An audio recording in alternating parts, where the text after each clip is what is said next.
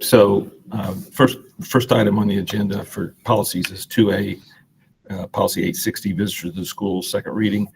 I will now open it up for discussion.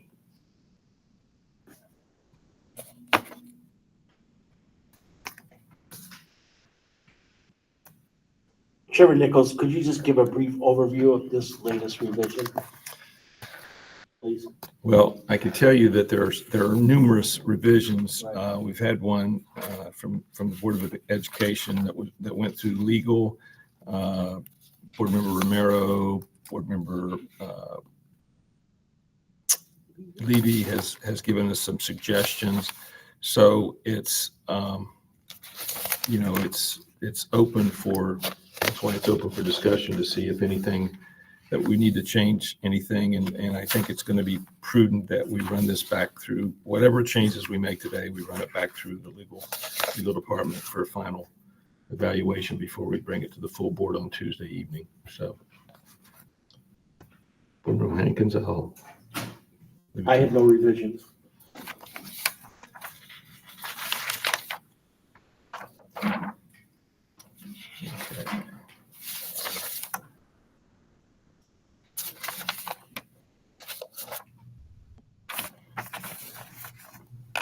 Board Chair Nichols, do you mind me asking? Johnson, since you're here, do you have any input?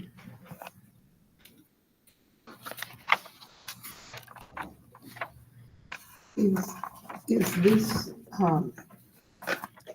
cross-referenced with, I believe there's one in the 100 series that's particular for board members visiting schools? Oh, And I just want to make certain that there is not, that there's not contradiction between those two policies. I mean, for example, I see right here, the superintendent is authorized to establish guidelines and suggestions for visitors to the schools.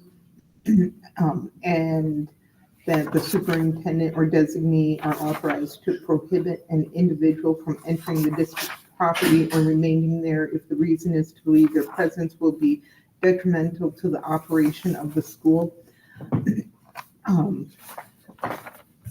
School board members are a little bit different than just the general public, and I just want to make certain that we don't have conflicting policies, because we are elected officials, so we don't necessarily have to have a background check to be a school board member, but it's a good idea because we don't know who the public may not know exactly who they are electing, so that kind of just throws another wrench into all of this. I just want to make certain that we as school board members have access to visit the schools, to do our job of oversight in the district.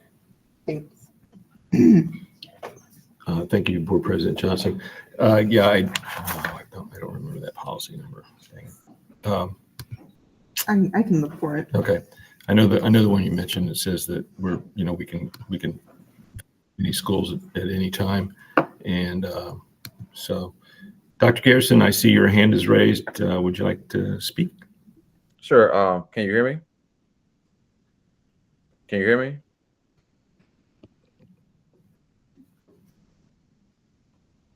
Dr. Garrison, can you hear us? I can hear you. I can hear you. You can't hear me though. Oh. Oh, I can hear you. Can you hear me? Can you? Yeah. Somebody has to Can't hear you. unmute We so that he can be heard, because the phone call's not in there anymore. Can you hear me?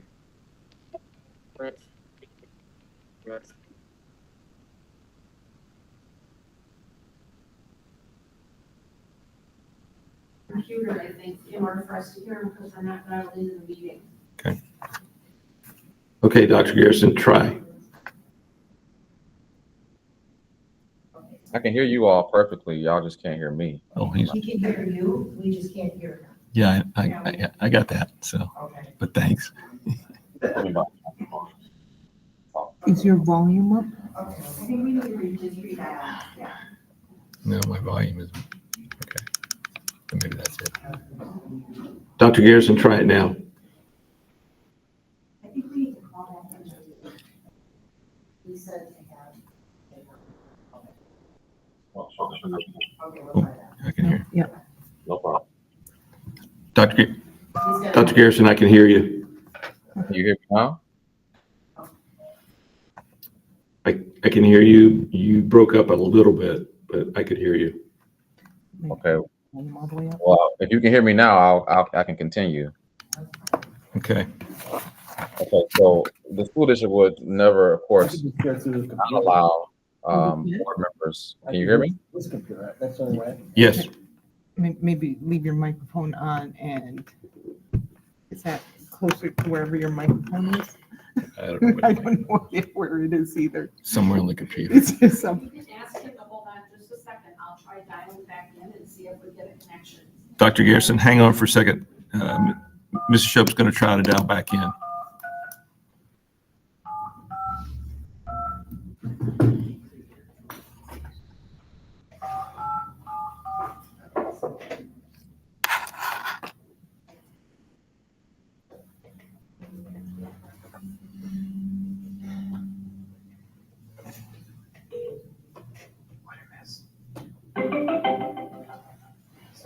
Welcome to Google Meet. Enter the meeting pin followed by the pound key.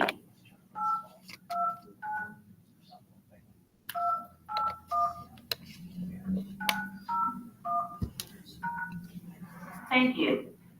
You're joining the call with 4 other people. The call is being recorded.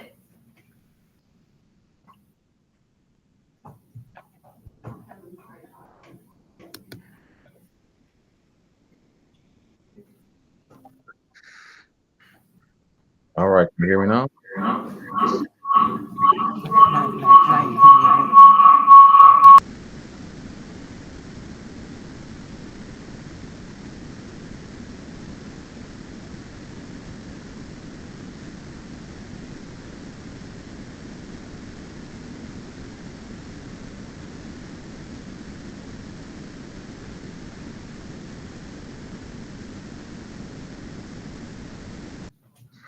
So turn off the sound, turn that off.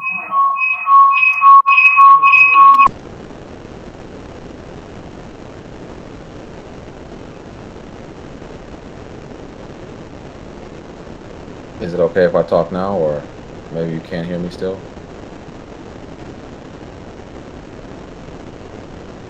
I'm doing a good job at reading Mr. Nichols' lips. He's saying he can hear me fine, but I just can't hear him. And so, just so we don't prolong the time anymore, and I apologize for the technical difficulties that we're experiencing right now.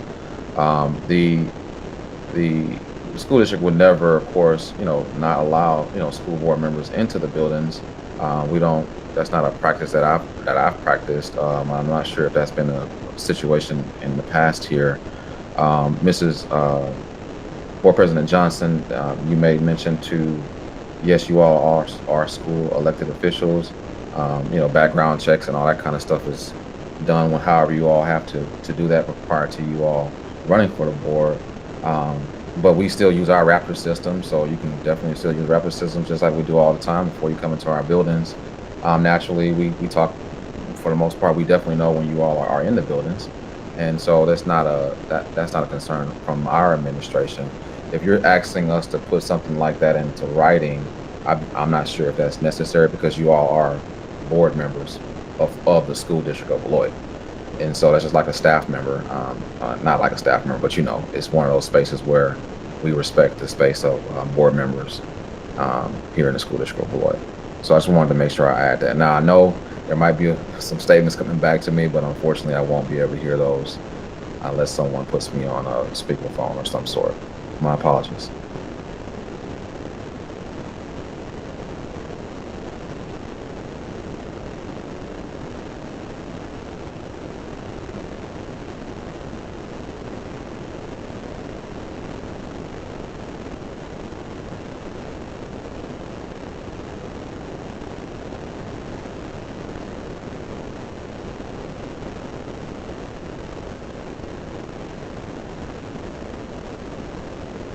You can continue, Mr. Nichols. I can hear you. You don't have to hold the phone. I can hear you, Mr. Nichols.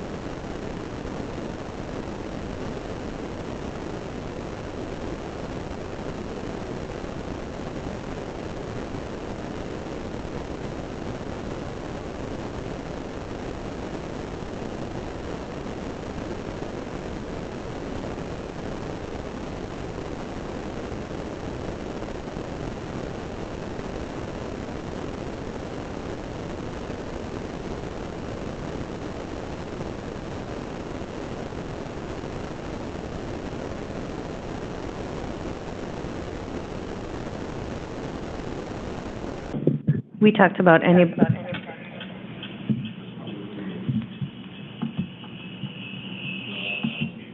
that was me. Anybody that went past the main office is considered a visitor. So if you're in the main office or in the vestibule, you're not considered a visitor, you're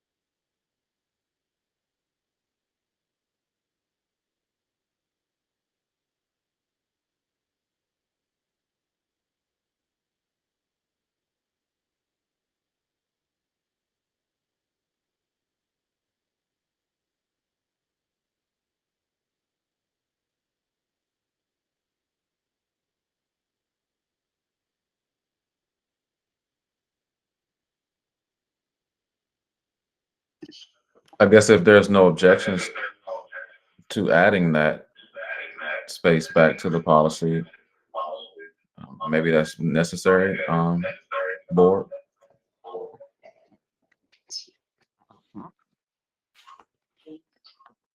Okay, let me see if I.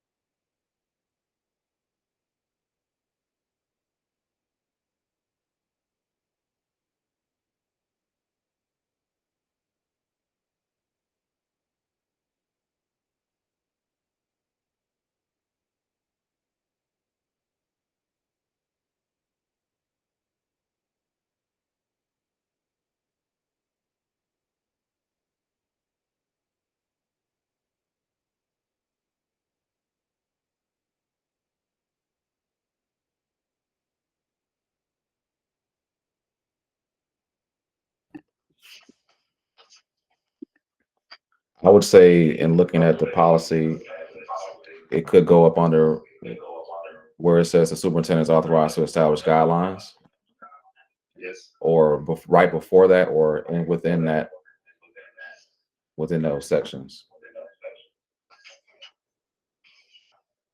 Okay, well, right after that, it mentions all Mr. Senior Individuals Trust report. That's why it's. I would just put it after this. Student portion. Yeah, because this is his authority. This is his authority. Yes.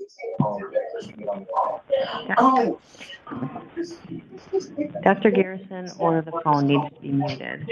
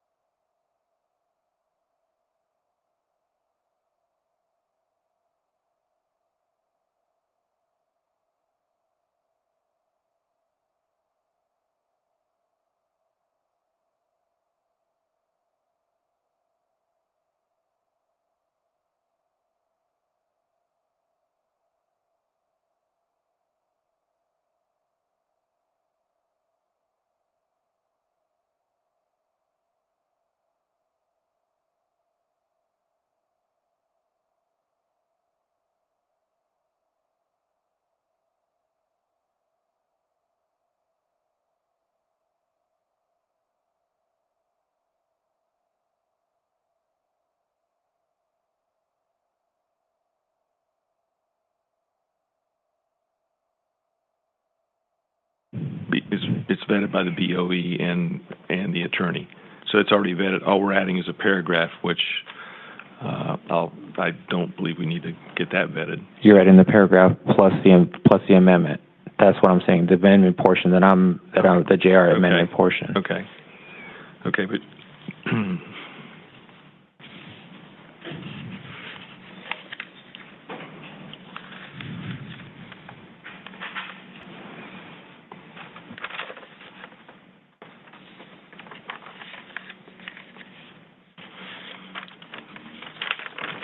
okay. Again, to include staff implementation protocols, visitors with criminal history, and zero tolerance for registered sex offenders. All of that. Is that correct? Yes, to be vetted. Okay. That portion, because we have to have things vetted through before we can put it to the board.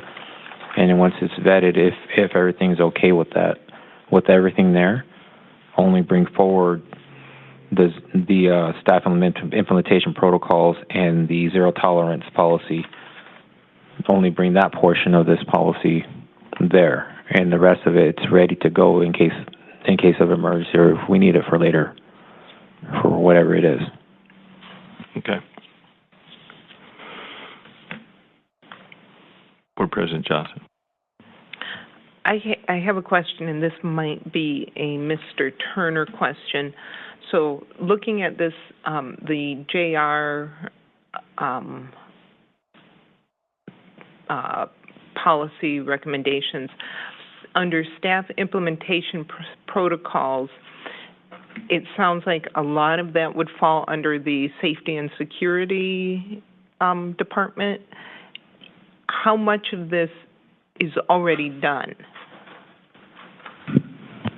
So starting with bullet point 1, procedures for responding to the notification. So Raptor already has it built into if an offender signs in, and the system can auto-notify via email, text message, whatever the administrator or who designee requests, get that notification. So that can happen.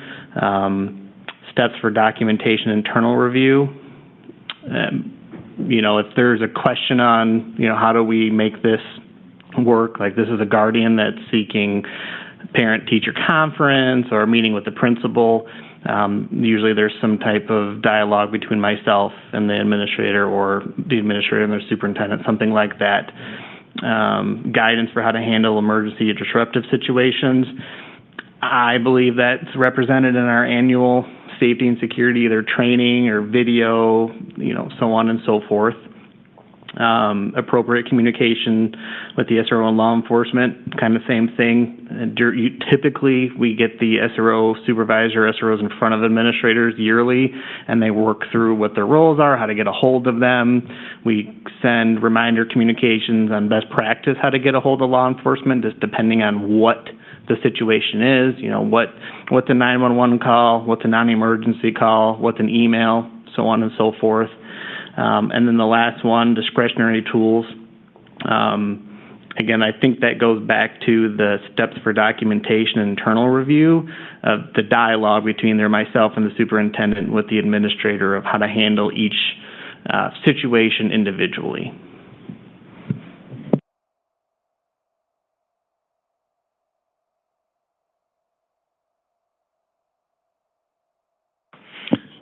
So it's being done, but it's actually not technically a part of the policy, correct?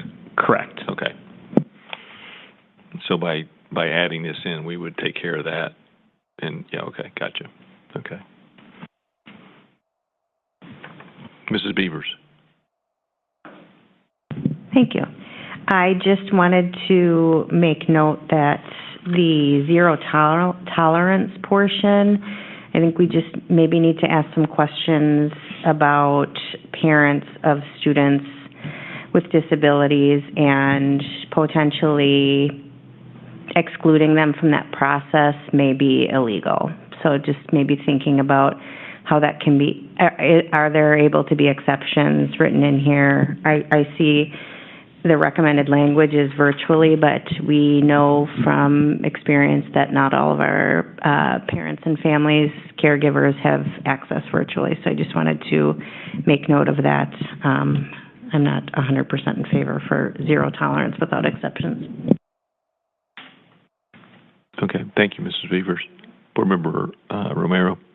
It also does say physical access shall not be granted unless federally mandated or explicitly ordered by court of law or defined in school-related purposes. So what you're talking about is a ADA access issue, if that's the case, and this obviously overrides this. So that would fall into that. So that kind of defeats that purpose as far as that goes. It's not necessarily something it still allows room for specific situations, because those kind of situations I don't think happen as frequently as most. That might be the intention of that language. I would want to specifically ask that because that's not how I interpret that language.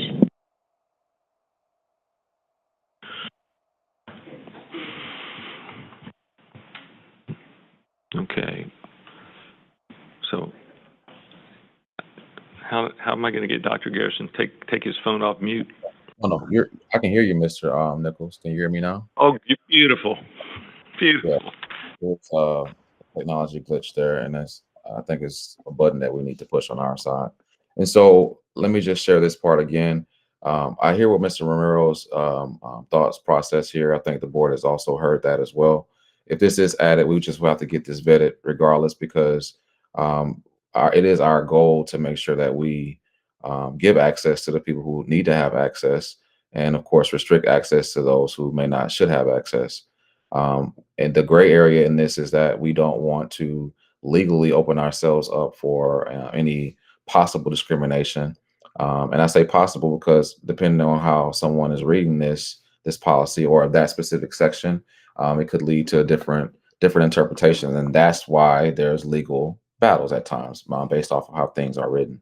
And so I would just say that if this is something that the board is going to ask, and I think we've already stated it, if this is something that the board is going to add, we will just have to get this legally vetted and let that be the space in which we, rise to, if that's the legal standing would be, if this is okay. If not, then we need to go back to what was already vetted within our first policy that we have, that we had before any additional corrections were being brought forth. And so just want to make sure I shared that. Thank you so much. Thank you, Dr. Garrison. Mrs. Beavers. I didn't take my hand Oh, off. okay. Board President Johnson. Board President Johnson. One of the concerns I have, and maybe I'm just, I'm not trying to be a grammar dictator, but so under visitors with criminal history, conditions for access, the first sentence, the board authorizes the superintendent or designee to deny or condition access to district property for any individual with a felony conviction, active probation or parole status, or a documented history of behavior that poses a safety concern. So my concern with this sentence is, what about the felony convictions that are non-sexual in nature, non-violent in nature? I'm concerned about people who, decide to steal a car, or, white collar crimes, or other felony actions that are not necessarily, that would pose a safety concern at this time in our school buildings. I'm a little concerned about how that's worded, because I don't know that poses a safety concern is a clause that is covering each of those. If somebody's on active probation or parole status, again, we don't know why they are on active probation or parole status, and does this statement exclude them from accessing, from being visitors? I'm just throwing that out there. If anybody can provide clarity for me on this sentence and what we're looking for. Board Member Hankins? Yes, I wholeheartedly disagree with our board president that this leads to character. These people that are felons of white collar, blue collar, whatever that nature is, they're characters that don't need to be on our school property. I don't think we want to get into that. Oh, this is okay if you have this felon, but you can't be this felon. And if they've done something wrong, that means they've been convicted. They're of bad character. We don't need them on our property. Thank you. Board President Johnson?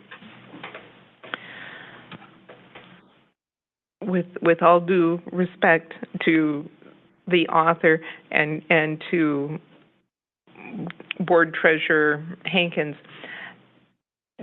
with this sentence right now, the President of the United States wouldn't be allowed on school property, and I'm, quite truthfully, if the President wants to come to our school buildings, I would like for this President to be able to visit our schools. What's that? Board Member Romero? So if the superintendent decides not to let the president on there, that's what would give him the authority. That's the decision and discretion of the superintendent or the designee. So therefore, that's kind of where that lies. It's you can't in some aspects, and I wrote it this way because you can't really, there's so many what ifs. You can't sit there in black and white. You always have a felony. There you go. Well, I stole a car when I was 16, or 18, and now it was a felony because it was over a certain amount of dollars. It was a felony, but now I'm 50, and nothing else has happened, but it's still on my record. So things like that happen, and I go and say, hey, you know what, Dr. Garrison, I'm going to Bullock Memorial. My kid's there. I've been on my record. Make a decision whether or not I'm allowed. It's kind of how I look at it, and that's how I wrote it that way. So it still gives the discretionary authority to the building administration to be able to handle it a certain way, however they feel. And whether or not they decide, that's just how that is. But it's a matter of being accountable to reporting what's going on. Now, of course, you get into things like, well, I was convicted for fraud, but I want to go volunteer to handle money at the ticket booth. Well, it's kind of probably not going to be allowed because it's fraud and money, and there you go, or things like that. But it doesn't mean I can't go see my kid at the sing along and do what you got to do. So things like that can be, again, would fall under the, the condition to access kind of portion of the sentence where, yeah, you can go and you can be part of whatever it is as long as it doesn't have something to do with your crime, or, I'm not going to go volunteer to drive a bus if I had a conviction of stealing Grand Theft Auto. Kind of, that's kind of how I look at it, and that's the intent of what it is. So it's not necessarily to be punitive on everybody. It's still because there's so much gray area naturally in that kind of aspect. Obviously, you have, I was just, convicted of murder and somehow I'm out, and you take those into hard considerations, versus something that's happened so many years ago that's been restituted and rehabilitated, but it still stays on your record. That's where that kind of line is kind of made and decided at the level of the superintendent and the principal or the building administrator, whoever should sit there. So it's not punitive to everybody because people can get better. It's just not everybody does, but a lot do.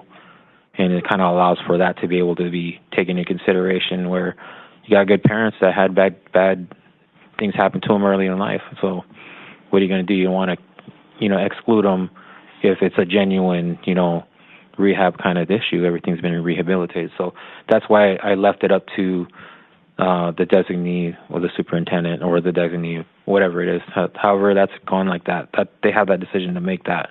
So it's not an end all of everything. There's always going to be those case-by-case bases. It needs to be looked at that way. Thank you, Board Member Romero. Mrs. Beavers, you have your hand up. Yes, thank you.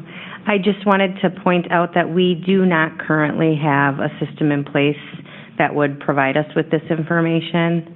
I'm not sure how we would have access to know who's on probation, parole, convicted of whatever. I just wanted to point that out. We do not have software or anything that provides us with that information. Thank you.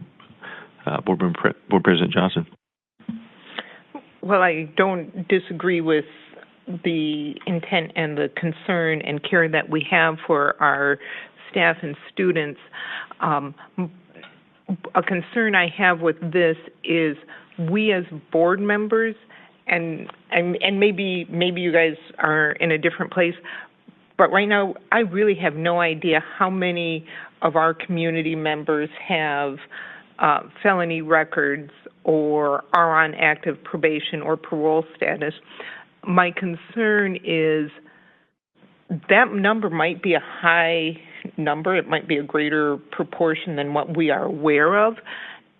And are we putting a task on our superintendent and our staff that is overly burdensome, when I would be much more comfortable with saying for any individual with a violent or sexual felony conviction, because if there are people that if somebody wants to be a bus driver, that's going to go through, well, one, it's not even through us, it's through Durham, but I would certainly hope that Durham is doing their due diligence and doing background records on who they are employing, just as if it's somebody for an employee here that they would go through a background check. If it's a volunteer, whether a volunteer in a classroom or in activities, that volunteers go through background checks as well. We're talking about the general public coming in as visitors, not as volunteers. And so I'm concerned about the burden we're putting on our staff with that statement there. That's where I'm coming from.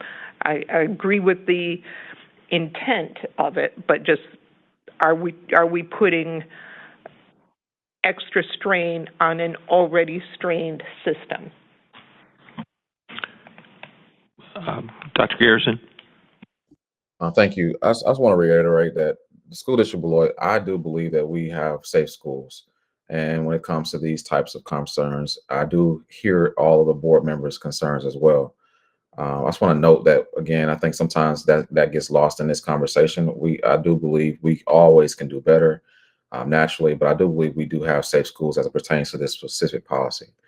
With that being stated, we also have other things in place to help with our safety conversations. We have stay away letters that we haven't discussed, things that we do internally that helps us manage some things that may not show up in this policy.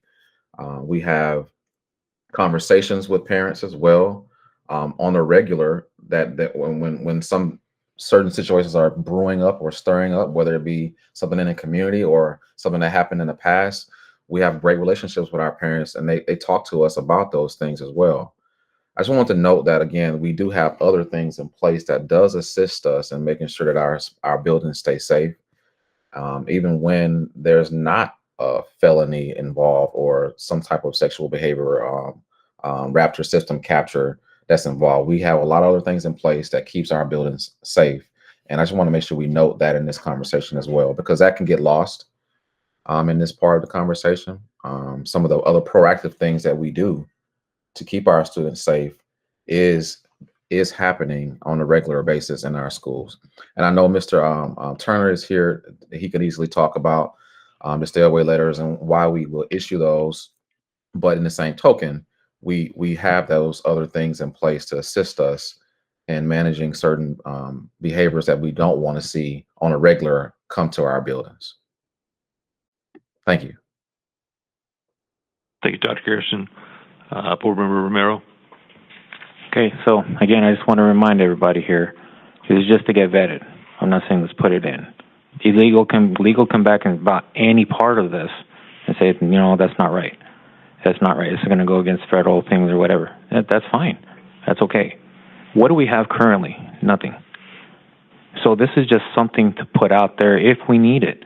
It could be vetted going through vet and say, no, this is all garbage. No, don't use it. Okay, that's fine. You know, because that's what it comes down to. So when it comes to things like that, you know, they're going to tell us, yes, this will fly legally. We're not going to have any trouble, or we're going to have issues with this. And as far as, you know, yeah, there isn't a system that we can get into because we're not police. We're not anything, you know, FBI, DEA, nothing like that. We don't have access to criminal records like that, obviously. That's why I said let's have something vetted. And if they're going to tell us what we would be able to do or not.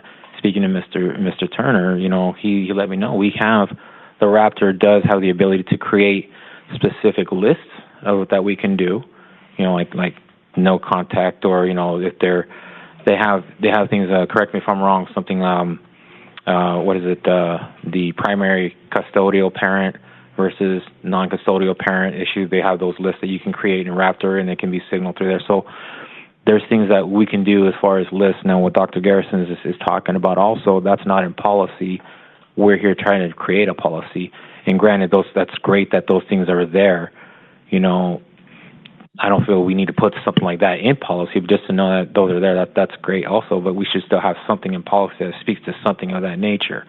Now, again, just to remind, I'm just saying let's get it vetted through legal. Doesn't mean that we have to put anything in there to you know, regarding the felony issue. We don't.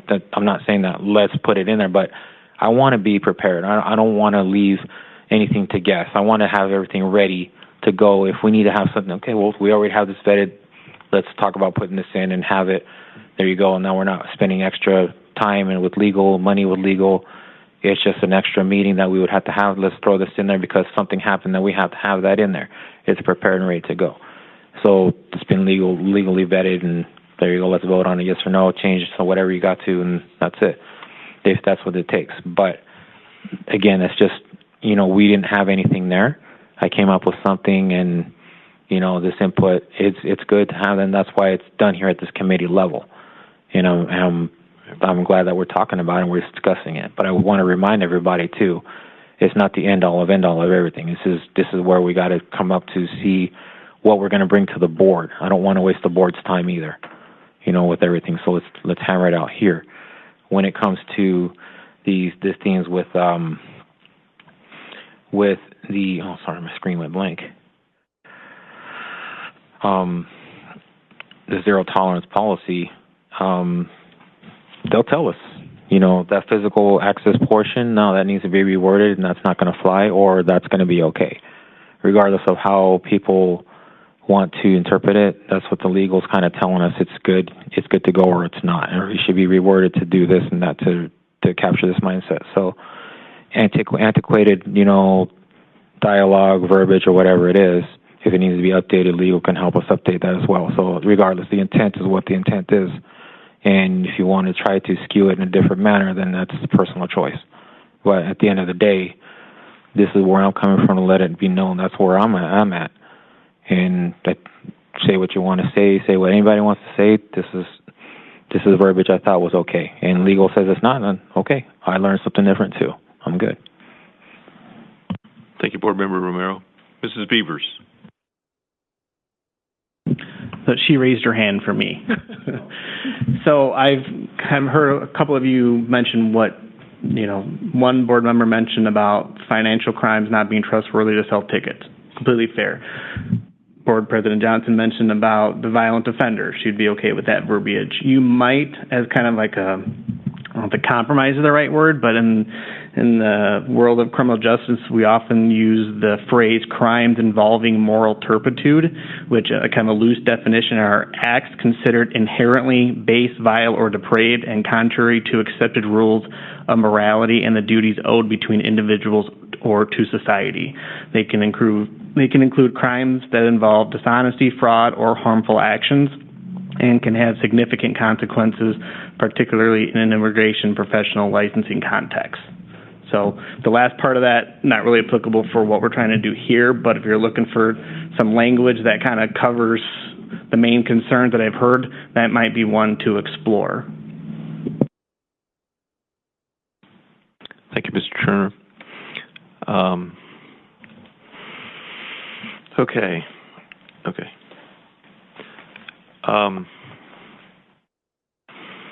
So the motion on the table is for the BOE/attorney that was approved and adding the paragraph that was formerly there, and then the amended motion was to include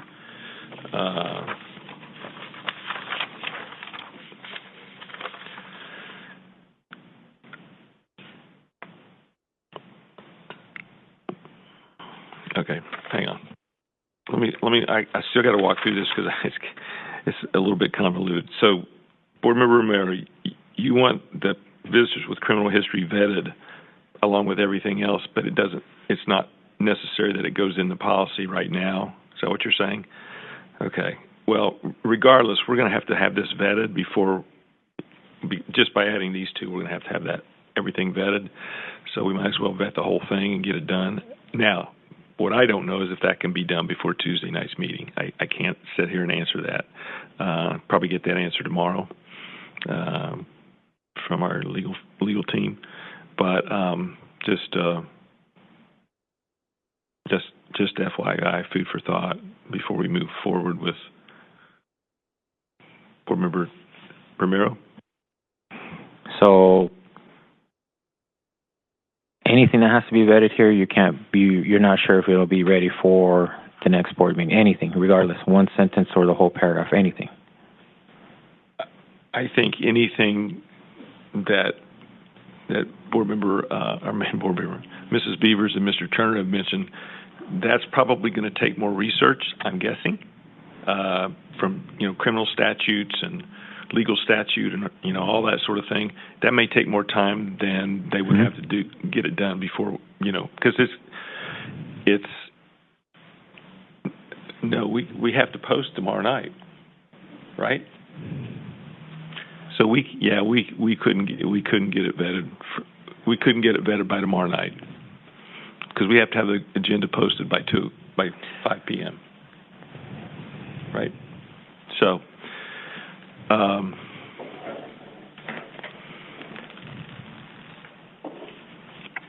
did you hear that? Okay. Well, anyway, so I don't want to dilute this at all.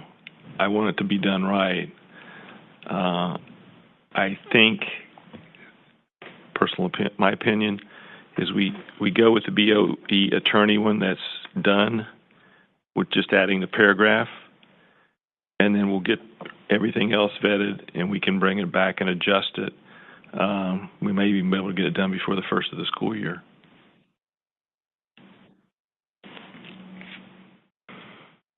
I agree.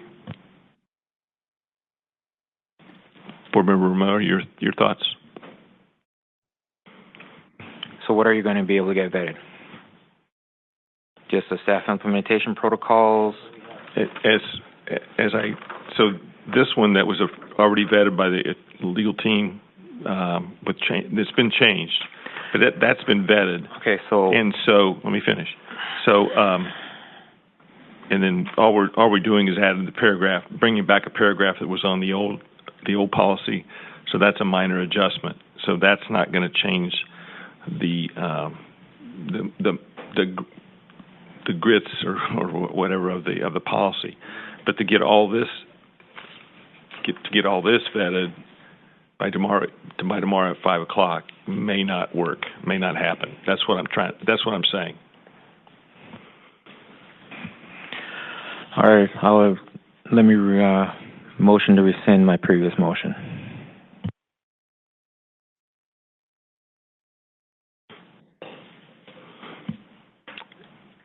point of order, you mean the amendment one? Correct. The motion. Amendment to the motion. Amendment to the motion, correct. Okay. Thank you. Johnson? I don't think you need to rescind it. I think you can go ahead, do a vote on it. If you don't want it, don't vote for it. Mm-hmm. And if and that will be the process for that. And then you go back and vote on the original motion.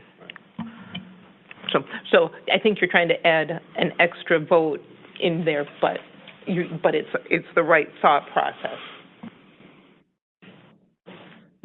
So we're going to vote to rescind.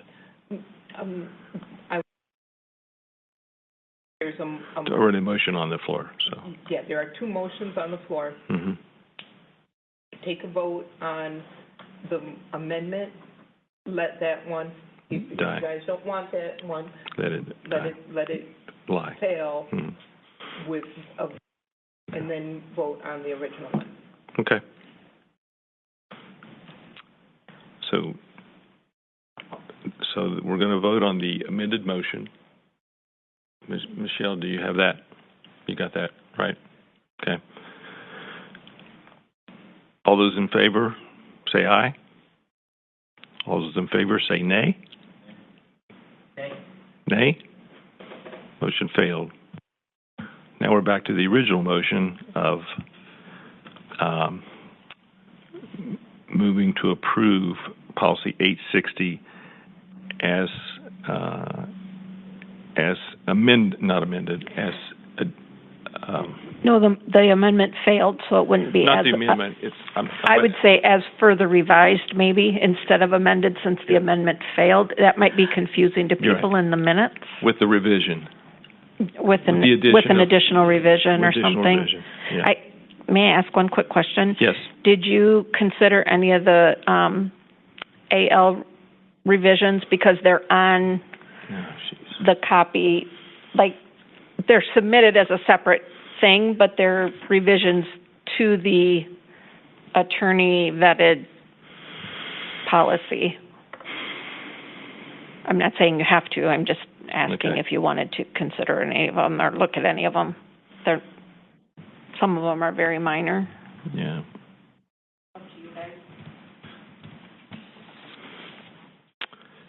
I think we stay with this one. That's my suggestion. So, anyway, is that clear for everybody? Okay. All those in favor say aye. Aye. Aye. All those in favor, nay. All who not in favor say nay. Nay. Okay, motion carried 2-1.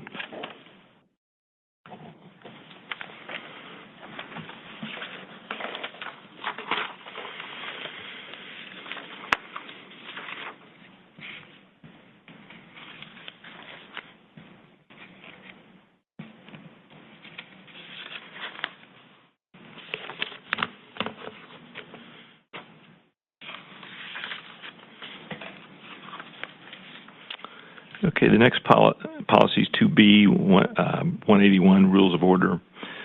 I will open that for discussion.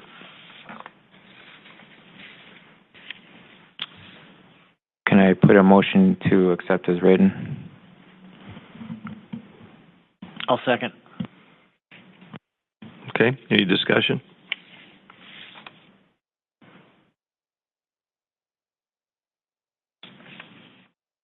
Hearing none, all those in favor say aye. Aye. Aye. Aye. Motion carried 3-0.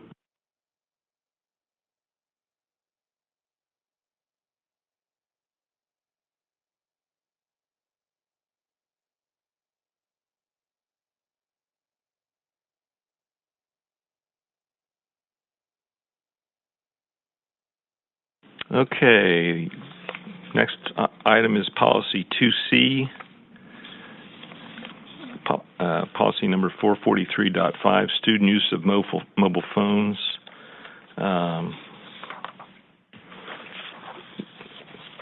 with an addition of the words electronic devices. And I will open that for discussion.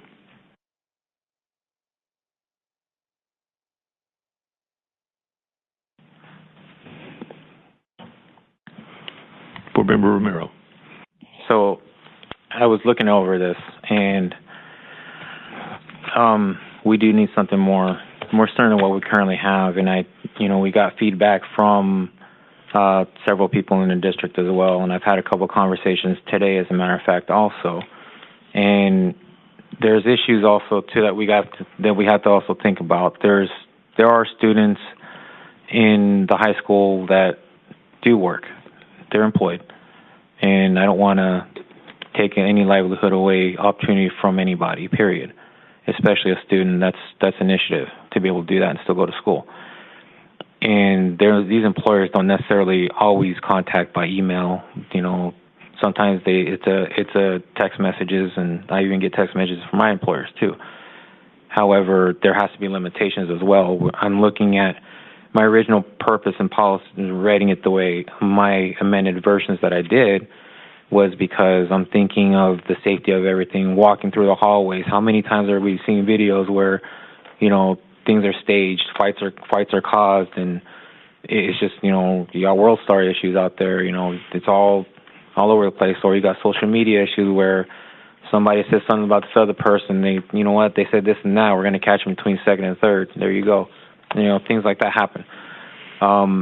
Also, you're looking at the lunchroom access, where things happen at the lunchroom. How often do you see, in all the videos that you see of violence occurring to students or faculty or staff, how often do you see them in a classroom versus a common area like a lunchroom or a hallway or a parking lot? You're more than likely going to see them in a common area than you would in a specific classroom. Not saying it doesn't happen, but you're going to see them more in the times when it's more freedoms to be done as far as that goes. So in that aspect, that's why I brought up the before the first bell, put them in the lockers, and you can get them after the last bell. But in light of everything, this new discussion that I've had too, I want to propose to the committee that we think about allowing access to the designated lunch areas. Like I know they don't have one lunch area specifically to go to, and it's not all the same everywhere. There might be, this room is a designated lunch area on these days versus over here. So the lunchroom isn't necessarily the only place that people have lunch, that they're supposed to have their lunch break. Wherever that designated area is in that building per se, to have language in there that allows the students to go to their locker after that the last bell of the class rings for them to go to lunch. They can go to their locker, grab their phone, catch up on what they got to catch up on, as long as it's used responsibly how you're supposed to use it. Then the lunch bell rings, or it's going to ring, you got to get to the locker before you got to get into class. Before that bell rings for lunch, you got to put it in your locker and get to class on time. Then you pick it up after the end of the day. At the end of the day, I mean, they're switching also to the AB schedule as well. So the lunches are going to be different also too. So to think about that, to try to make it to where it still gives the instructors the authority to handle the situations, and gives them the opportunity to do so, because they are dealing with also staff shortages at every building. This will help them be able to mitigate all the referrals that are going to come into. They'll be able to help along, what I'm trying to say here. They'll be able to implement this with what they have, or they'll be better able to do so, I should say, because obviously we have to have more people, more staff at the school building, so we don't have that right now. So in turn, this could help them, in a sense, control, or not control, but be able to implement the actual policy, because there's no good policy that's going to be able to be written if it's not going to be implemented. You can't implement it. You can write policy all day, but you have to be able to have the capacity to implement the policy you're putting out there. So to me, I would probably try to offer a preliminary or like a pilot year of this lunch policy. And let's say we did decide to do this pilot. 3 months into the year, it turns out it's not really helping, things have gotten worse, then we can look at it, revisit it again. It doesn't have to wait for the full year. We can revisit it again and say, you know what, then it has to be something more punitive or more strict. This privilege gets taken away, because what it is a privilege, not necessarily a right per se. And that's how life kind of works. So it's not to say, and it also has a way of not coming as just a hammer to everybody right off the bat. It's something that people can ease into, but it's still going in the right direction. And it's not something that has to stay this way. It can be altered depending on the results that we get. So for me, this would be a really good start to getting something. I mean, when you go to the 100%, don't even bring them to class at all, don't even bring them to the school, that's a real big hammer, and that's a hard blow to take. And even myself as a parent, before class, I'd like to be able to know that my kid can get a message and whatnot. But, for me, that's how I could see things, and it also allows them to do life things outside of the school. You also have students that come in that are not, it's not a conventional day for them. Some people are a half day, a partial day. They've gotten all the credits done to where they only have to attend 2 classes at the school and to graduate. So they don't have a lunch that they need to go to. So they know, okay, well, before my first bell might be in 4th period. I only go from 4th to 6th period, and then everything else is that. That's my school day. It can look like, I only got, first period, and then I come back for 5th period or something. I mean, however it works out. But this kind of allows them to have that, per se, and that it allows them to say, okay, my first day of my bell, of my first day, or my first hour, the first bell of my first hour, I should say, whatever it is, wherever it falls in the hours of the day, that's my first bell. So my phone needs to be in my locker. Then I go through my class day. If I don't have a lunch, because my schedule doesn't really allot for lunch, I don't need one, then when I'm done with class and pick up and go home, there you go. That's how this would kind of sit if we were to do the allotment at lunch. And that's all provided that the metrics being founded on, I was talking to somebody, maybe having a metric of if there's an increase in referrals, that would be a metric that we can measure to say this is not working or this is working. If it's not working, then we have to do something more strict. If this is working, then we can keep it rolling. So it kind of puts it in the hands of the staff, and the staff has to implement something. Regardless, you're going to have staff that is going to be very resistant to this, at which point I would have to generally ask, are you here for the safety of the student as well, not just for the teaching? Because I got to try to keep the kids as safe as possible from wherever myself in my position where I'm at.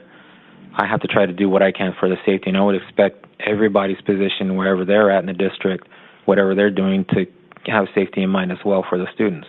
And if they're seeing this not as a safety issue, as more of a punitive issue, there might be some thoughts that maybe need to be reevaluated, I should say. But for me, this is a purely safety issue, and I'm trying to make it to where it's not restrictive on life for these students that have these unique opportunities as well to do that. Not everyone's going to have a job that's going to require them to do this and whatnot, but this also allows for those that do, because in some cases that job is livelihood for the household as well. So I don't want to take that opportunity away either. Does that make sense? So what are you recommending? What's the bottom line? So I would recommend a policy that states the time frames of the policy would be from the first bell to the lunch bell. And then the first bell to the lunch bell, it's in the locker. Lunch bell rings to go to lunch, you can go get your phone, use it in the designated lunch areas, not the hallways, not the common areas, the actual designated lunch area, wherever that designated lunch area is. Use it there. Before that lunch bell ends, that phone gets put back in the locker for the remainder of the day, or remainder of the school day for whatever that student has to do with school. So it can be whatever their schedule is. Okay. Board Member Hankins. Thank you. And with all due respect to Board Member Romero, I know where he's coming from, but we're not reinventing the wheel, and there's a lot of districts that already have this in place, and they're working nicely. I disagree that we should change the policy. I think it's going to be a rough road the first 3 months, and every district that's done it that I've read, there is pushback, but once they get used to it, I ran on a platform of student achievement, and I've read nothing but positive things about student achievement with the cell phone policy ban. So I push back, Mr. Romero. I think that the students will learn how to live within this thing. I understand you're talking about a small segment. I worry more about the underside of the student population that don't have jobs, but they can access their phones and do whatever they want. I just think we're sending a different message, and we can always revise. I mean, policies we make and policies we revise. We can always go back and change them, but I think we need to send a strong message going into the school year of 25-26, and that's just the way I feel.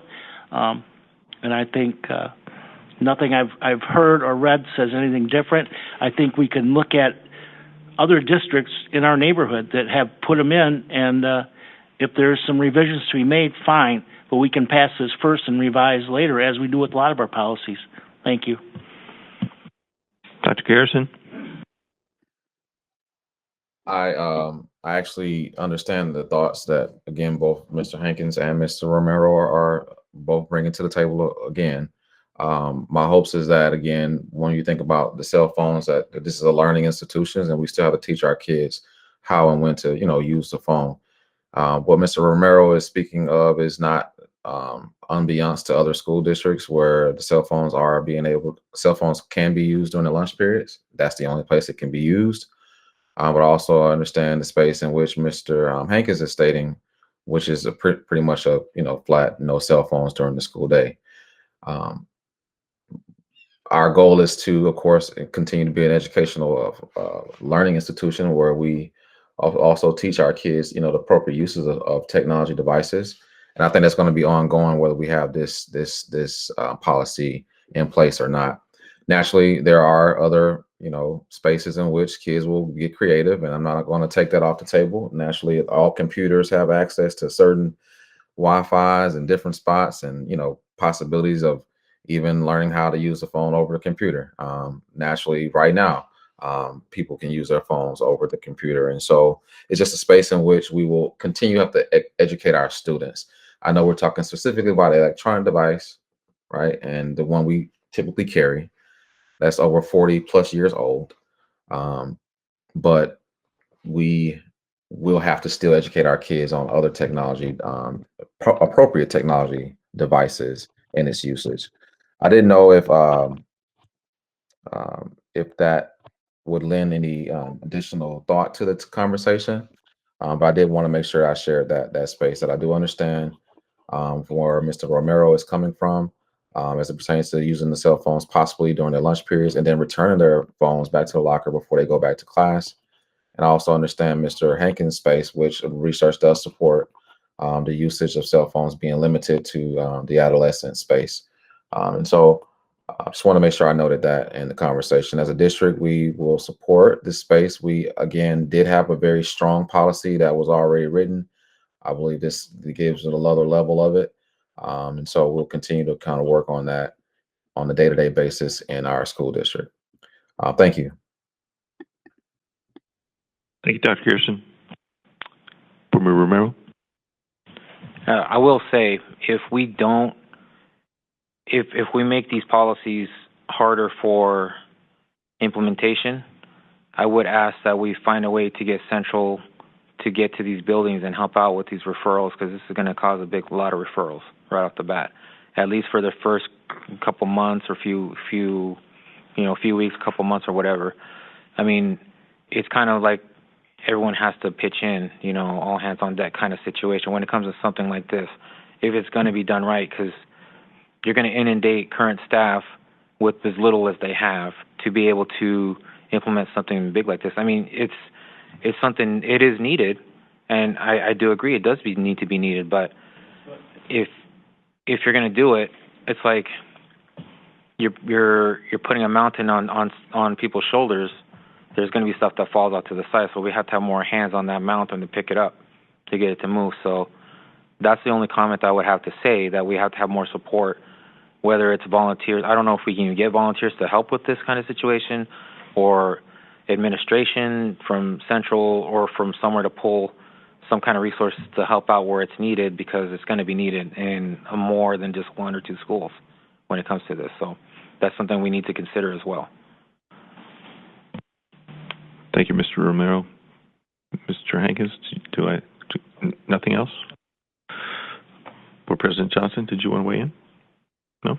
Okay.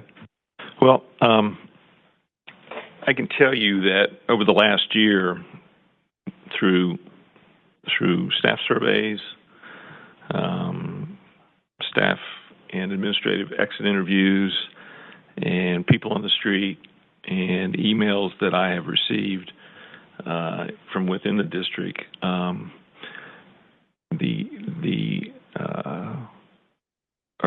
wholly that we need to ban phones in the ban cell phones in the schools. And this is not written that they can't bring a cell phone to school. It's that they have to put it in their locker at the beginning of school and get it out at the end of the school, which I think there are literally some schools, districts in the country, and in some cases states or cities, and they aren't even allowed in the building.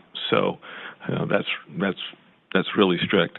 I hear what you're saying about lunchtime. Lunchtime, I've been at this high school at lunchtime. It's very noisy, so it's probably the last place you want to try to have a cell phone conversation is in the lunchroom.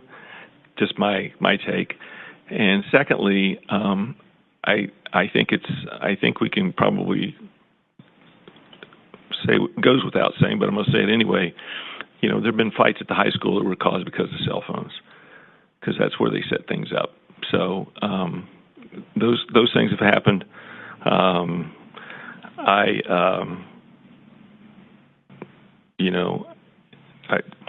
wish I didn't have to have a cell phone, quite honestly. And I know some people that don't have cell phones for those reasons, but that's neither here nor there. They're not in school either. So I'm open to further discussion. If there's no further discussion, then I need Board Member Romero. Yeah, just to remind you, I was offering that as like a pilot, just to try it out to see if it's effective. But again, what we decide on today is what we decide on, whether it's a pilot or not. So that's just the opinion.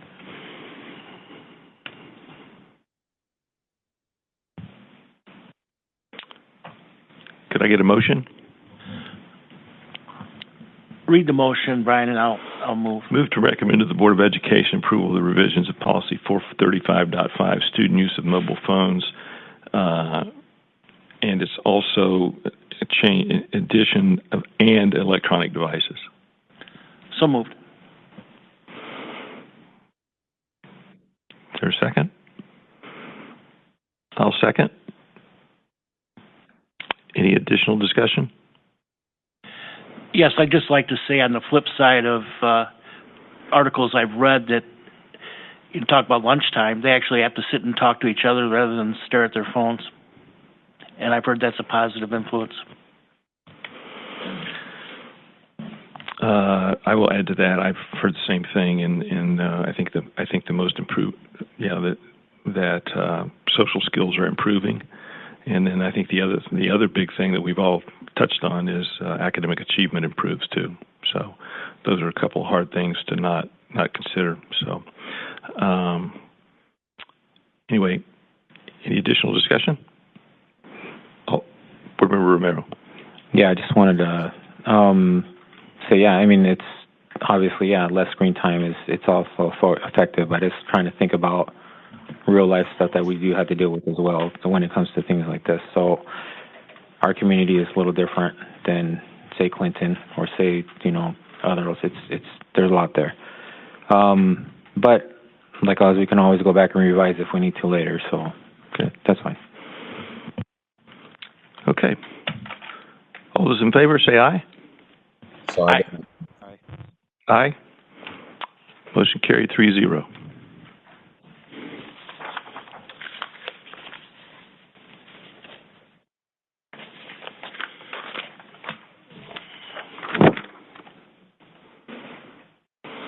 Okay, our next meeting date is Wednesday, August the 6th, 2025 at 4 p.m.